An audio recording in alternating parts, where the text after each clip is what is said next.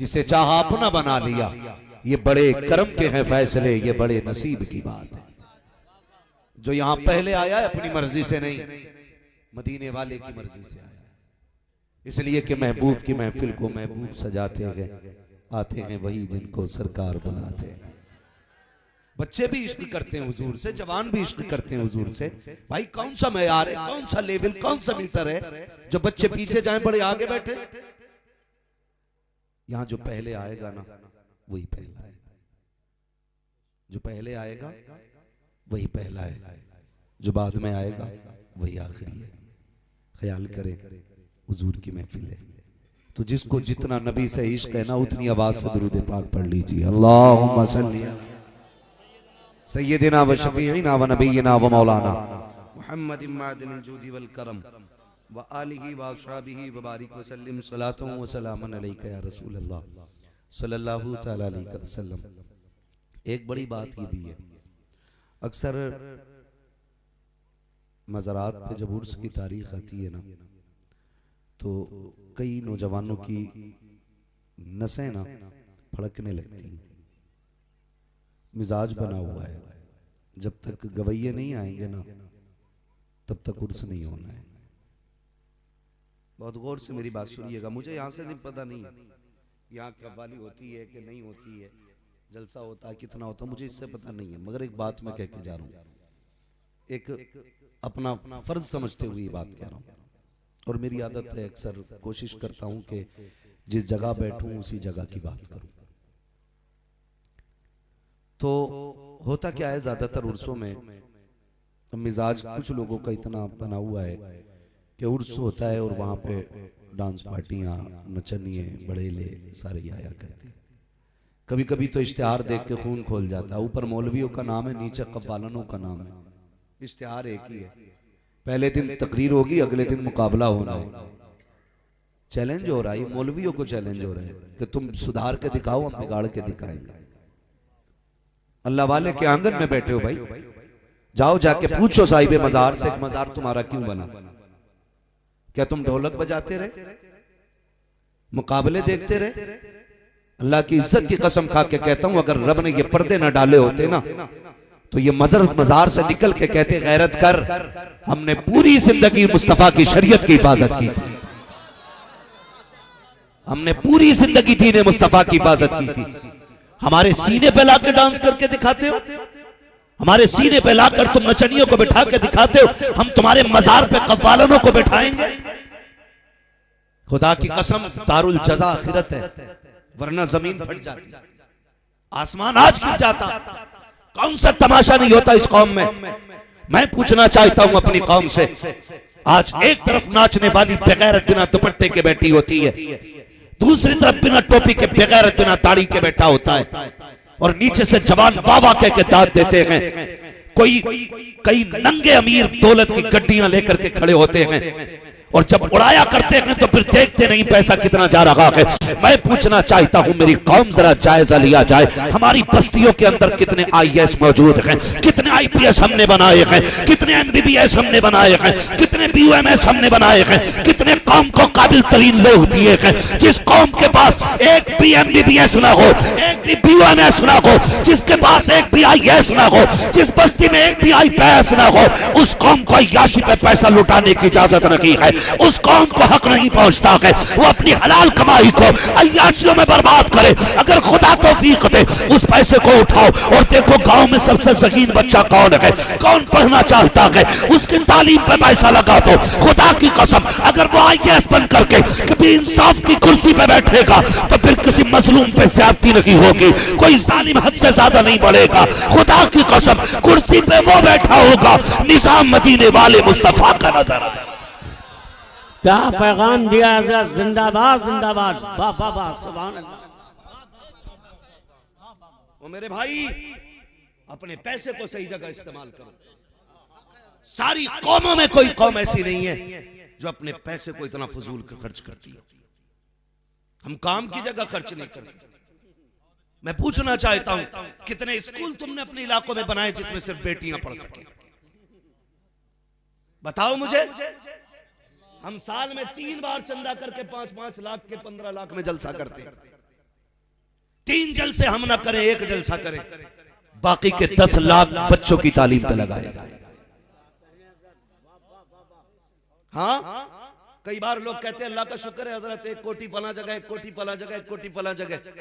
जी में आता इसका गिरबान पकड़ के पूछूं, बता तेरी कोठी से कौम को क्या मिलेगा? काश 2 कमरों का स्कूल सिर्फ बेटियों की तालीम के लिए बना दिया होता। 2 कमरों का स्कूल बनाया होता। आज हमारी कौम तालीम में सबसे पीछे क्यों है मैं बता दूं। जानते हो तुम, हमारे बच्चे स्कूल जाते सरकारी स्कूलों में सिर्फ खिचड़ी खा के लौट आते। क्या मतलब पड़ा किसी को कोई तुम्हारे बच्चों को तालीम देगा? क्यों करेगा कोई तुम्हारे ऊपर मेहनत जब तुम नहीं कर सकते? हमारे बच्चों को ये पता बस्ते में प्लेट और प्याली जरूर होनी चाहिए। गांव के मुखिया और प्रधान का पूरा जोर ये रहता है कि वो जो बंटता है ना खाना स्कूल में वो जरूर बटे। बच्चे क्या पढ़ रहे हैं क्या नहीं पढ़ रहे हैं कोई मतलब नहीं। और हम हाई स्कूल के एग्जाम में रिश्वत दे के पास होते। गलत नहीं कह रहा हूं। हमारी कौम कहती है मुसलमान है इसलिए नौकरी नहीं मिल रही। झूठ बोलते हो ये। मैं कहता हूं किसी मर्ज का इलाज बन जाओ, मरीज खुद तुम्हारी चौखट तक आएगा। ये धोखा देते हम अपने आप को, हम मुसलमान है इसलिए नौकरी नहीं मिल रही। मीटर लेके चेक न करना अगर मैं नाम बोलूं किसी का, जाने मुसलमान के नाम पे ही गए वो अबुल कलाम आजाद कौन है बताइए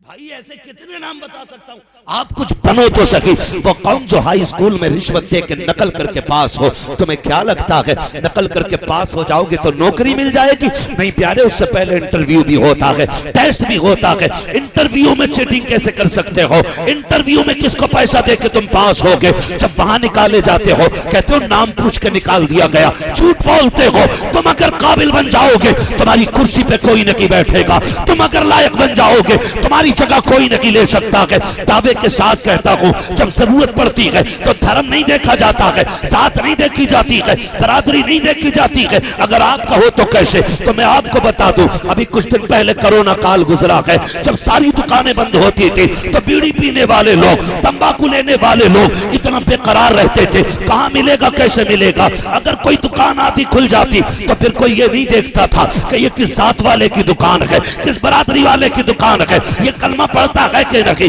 ये बरेलवी है कि नहीं, ये सुन्नी है कि नहीं। और न वहाबी ये देखता था ये बरेलवी है कि वहाबी है। जिसकी जब जरूरत जहां से पूरी होती थी वहां दौड़ के जाता था, हाथ डाल के सामान लेके आता था। मैं कहना ये चाहता हूं जब जरूरत पड़ती है तो फिर साथ नहीं देखी जाती है, बरादरी नहीं देखी जाती है। खुदा की कसम तालीम हासिल करो, जहां तुम्हारा हक होगा खुदा तुम्हें वही मनसब अता फरमाए।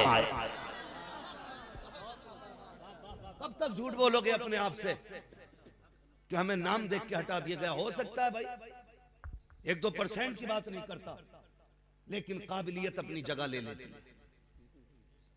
काबिलियत अपनी जगह ले लेती है। हमारी कौम के अक्सर डॉक्टर देखो कह रहे हैं मुसलमान है, हमारे छापे पड़ने मेडिकलों पे। छापे इसलिए नहीं कि मुसलमान है, छापा इसलिए पड़ रहा है क्योंकि तेरे कागजात मुकम्मल नहीं। हम भी रोड पे चलते हैं, आप भी रोड पे चलते हैं। 10 बार हमारी कोई गाड़ी रोके, 50 बार रोके। जब कागज पूरे होंगे तो क्या करोगे? चाह के भी कुछ नहीं कर पाओगे। और अगर कागज पूरे नहीं है तो तुम कुछ भी हो, फिर कानूनी तौर पे आप जद में आओगे। ये सच्ची बात है, कानूनी तौर पे जद में आओगे। मुसलमानों के हॉस्पिटल क्यों बंद कराए जा रहे हैं? मेडिकलों पे क्यों छापा पड़ता है? हमारे बच्चे 2 साल डॉक्टर के पास आला लगा के रहते हैं, 2 साल के बाद गले में आला डाला, हाथ में ब्लड प्रेशर वाली मशीन पकड़ी, निकल गया टहलता हुआ। लोगों ने कहा डॉक्टर आ गया है। तुम्हें क्या लगता है खाली सुई लगाने से बंदा डॉक्टर हो जाएगा, ब्लड प्रेशर चेक करने से बंदा डॉक्टर हो जाएगा? नहीं प्यारे, उसके लिए मेहनत करनी पड़ती है, इल्म हासिल करना पड़ता है, तब जाके काबिलियत की पैरी पे खड़े होते हो। मैं दावे के साथ कहता हूं आप काबिलियत हासिल करो, आप इल्म का मलका हासिल करो, फिर जाके मेडिकल खोल के बैठ जाओ, हॉस्पिटल खोल लो। अगर कागज पूरे होंगे, किसी की मां ने दूध नहीं पिलाया है जो ताला डाल के चला। हम पढ़ने लिखने के तो है नहीं, खाली टिप्पणी करने बैठ जाते हैं। पढ़ें और आगे बढ़े, ये जितने भी फालतू के तमाशे हैं बंद किए जाए। कव्वालों पे, नचनियों पे आद हो गई। बेटे की शादी है तो 1.5 लाख की आतिशबाजी कर देगा, लेकिन किसी गरीब को 150 रुपए देने तैयार नहीं होगा। दिल दुखता है यार। सिग्नल पे गाड़ी रुकती है, नकाब में आती है औरत, बच्चा गोद में होता, हाथ फैला देती साबिर भाई शीशे के आगे। सवाल ये नहीं है हाथ हमारे आगे फैलाया, ख्याल ये आता है काश उम्मत के अमीरों ने इंसाफ किया होता तो उम्मत के गरीब रोड पे नहीं आते। ये चीज जहन में आती है उस वक्त। ओ भाई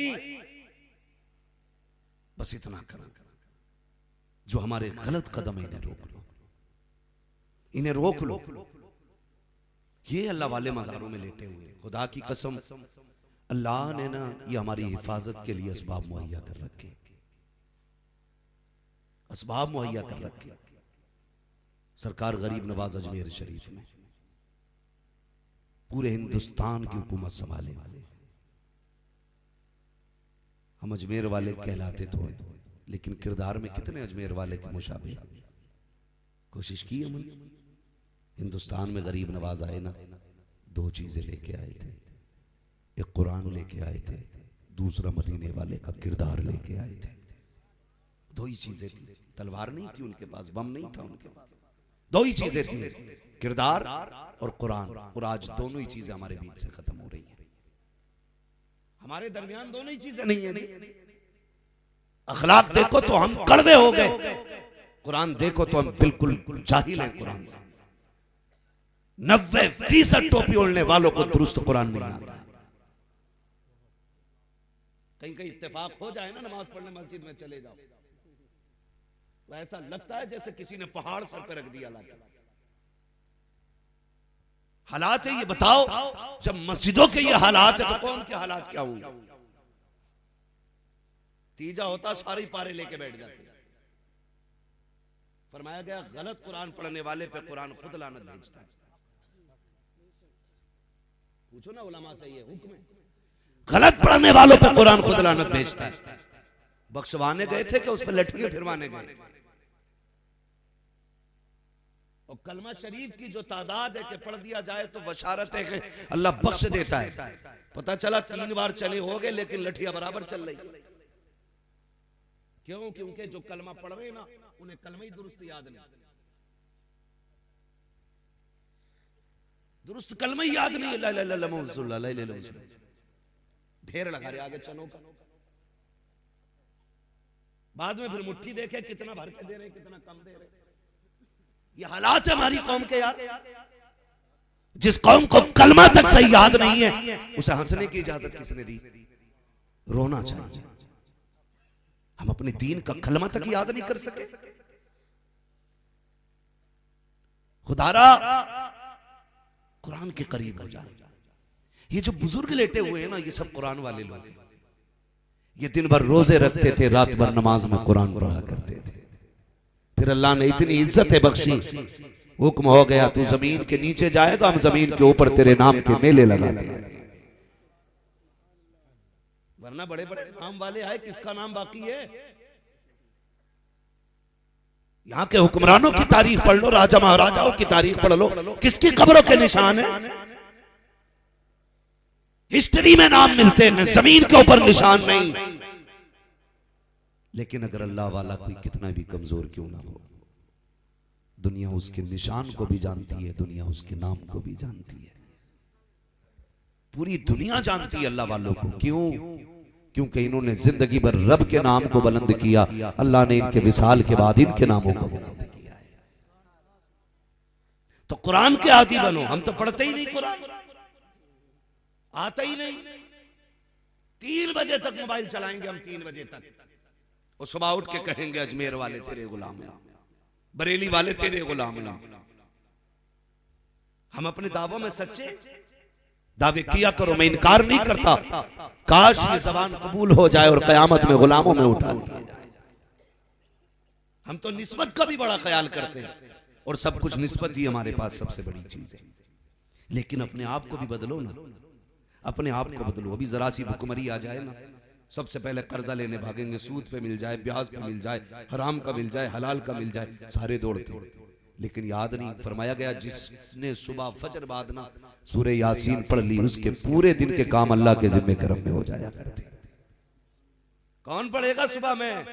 जब उठी 11 बजे रहे आंखें मसल के, 11 बजे कह रहा उठ कर चाय मिलेगी, चाय नहीं जूतियां मिलनी चाहिए उस वक्त में। लेकिन मारे कौन? अब्बा कौन सा ज्यादा जल्दी उठा, वो भी 10 बजे उठा सो के। भाई ये 10 बजे क्यों उठा? क्योंकि अब्बा ने 12 बजे तक मोबाइल चलाया था, बेटे ने 3 बजे तक चलाया। जब बाप 12 बजे तक मोबाइल चलाएगा तो बेटा 3 बजे तक नहीं चलाएगा। बोलो। और मेरे बच्चों में तुमसे कह के जा रहा हूं, शायद तुम्हारे बाप तुमसे ना कहे, मोबाइल फेंक दो, किताबें हाथ में ले लो, वरना जवानी में भीख के कटोरे के सिवा कुछ हाथ में नहीं रहेगा। मेरी बात याद रखना छोटे बच्चों, अगर जिंदगी बेहतर करना चाहते हो हाथ ना लगाना। आज किताबें उठा लो, कल पूरा कंप्यूटर तुम्हारे कदमों पे पड़ा नजर आए। पढ़ो, आगे बढ़ो। अगर तुम्हारा बाप भी पढ़ने से रोके तो पढ़ो। ये मत कहना बाप का नाफरमान बना रहे। बाप को भी समझाओ हमें कुछ हासिल करना है। और बापों से मेरी हाथ जोड़ के गुजारिश है, 100-200 के लिए बच्चों की जिंदगी के साथ खिलवाड़ न करें। अगर ये 200 रुपए के शाम तक आलू बीन लाएंगे तो वो 5 मिनट में खत्म हो सकते हैं।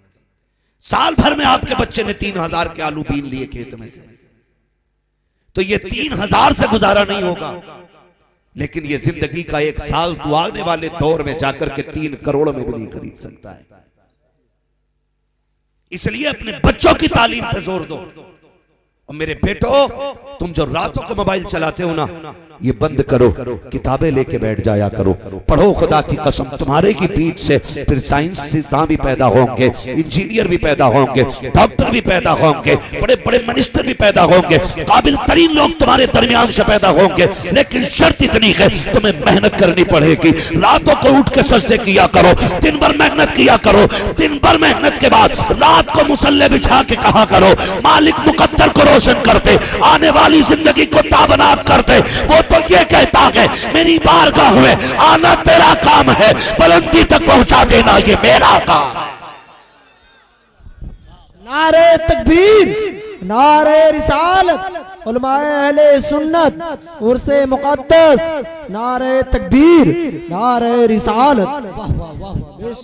इंशाअल्लाह पढ़ोगे बच्चों, मेहनत करोगे बेटे।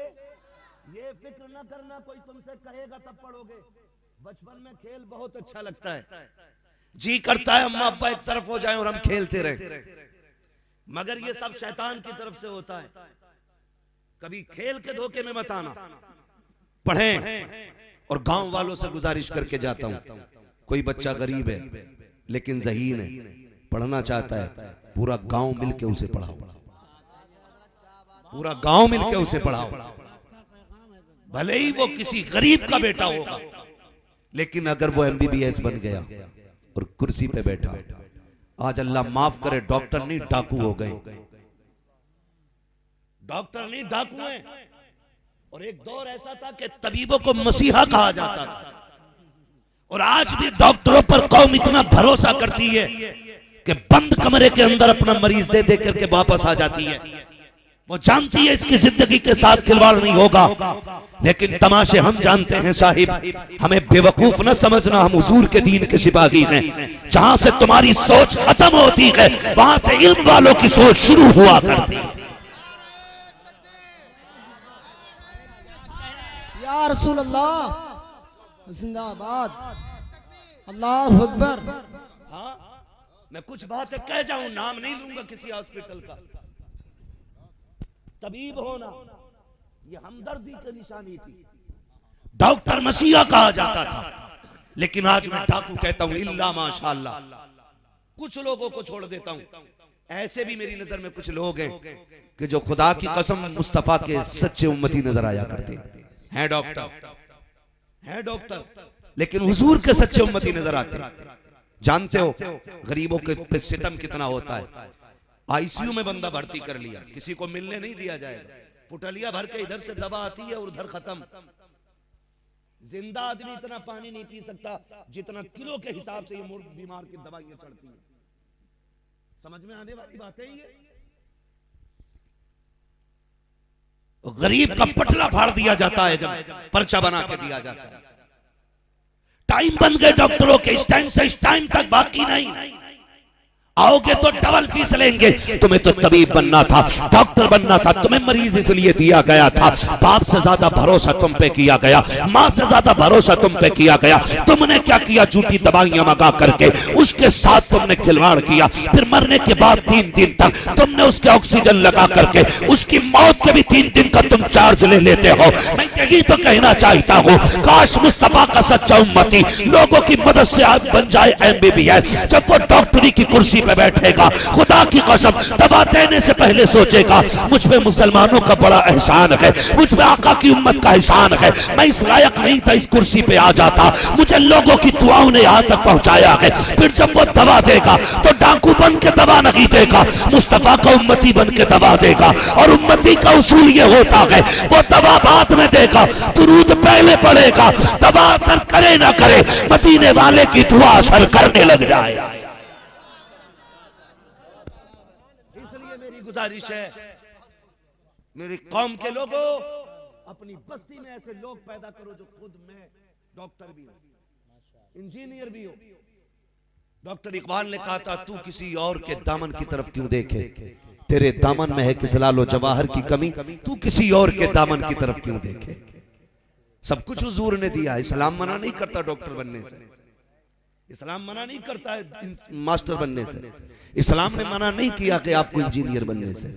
बनिए, मगर करीम वनहनु अला ज़ालिका लमिन शाहिदीन व शाकिरीन वल्हम्दुलिल्लाहि रब्बिल आलमीन।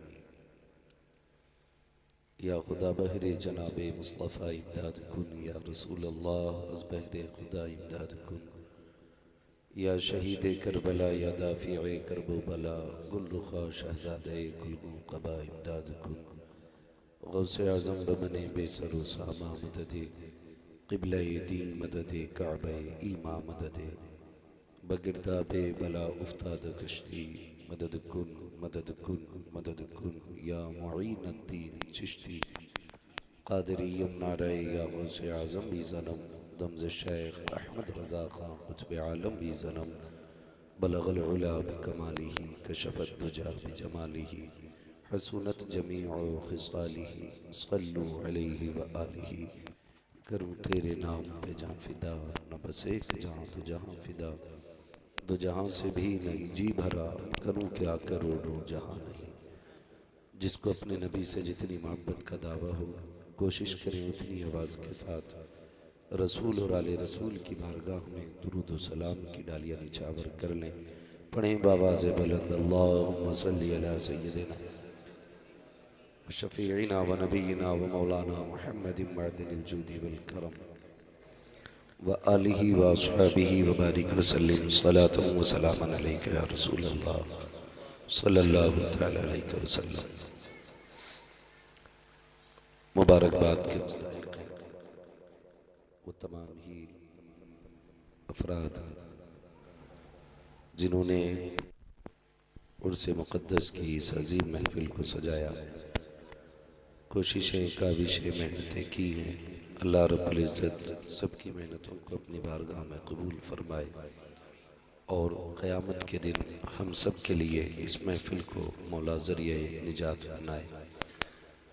ये बात बिल्कुल दुरुस्त है कि ठंड काफ़ी है और खुले मैदान में आप बैठे हुए हैं। अल्लाह इस मेहनत का अपने फजल से सिला अता फरमाए। मिंबर रसूल पर उलमाए अहले सुन्नत का नूरानी काफ़िला जलवागर है और शुअरा खुतबा बारी बारी से अपनी ड्यूटियाँ अंजाम दे रहे हैं। एक बात मैं अक्सर कहा करता हूँ कि ये उलमा जो शुरू से आखिर तक मिंबर पे बिना किसी गर्ज के बैठे रहते हैं, इनकी बहुत बड़ी कुर्बानी होती है ये कि शुरू से आखिर तक बिना किसी लालच और बिना किसी गर्ज के बैठे रहते हैं। और ये इनका खुलूस है। हम सब की जिम्मेदारी बनती है कि अपने उलमा का, अइम्मा का, हुफ़ाज़ व क़ुर्रा का एहतराम किया करें। बड़ी बात होती है अल्लाह रब्बुल इज़्ज़त हम सबको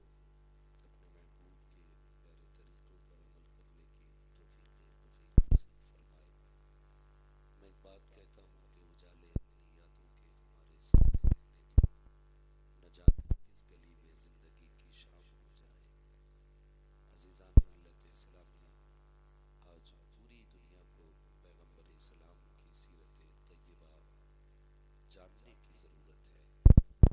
और मैं तो सीधी बात कहता हूँ, अगर पूरी दुनिया पैगंबर इस्लाम की सीरत को जाने, उस पर अमल करे, खुदा की कसम सारी बुराइयों का जनाजा निकल जाएगा। महबूब कायनात सल्लल्लाहु तआला अलैहि वसल्लम पूरी कायनात के लिए आइडियल बनकर हम सभी को अपने महबूब के किरदार को अपना नमूना समझते हुए उसे अपनाने की ज़रूरत है। मैं देख रहा हूँ कुछ लोग खड़े हैं, कुछ कुर्सी पे बैठे हैं, कुछ ज़मीन पे बैठे हैं।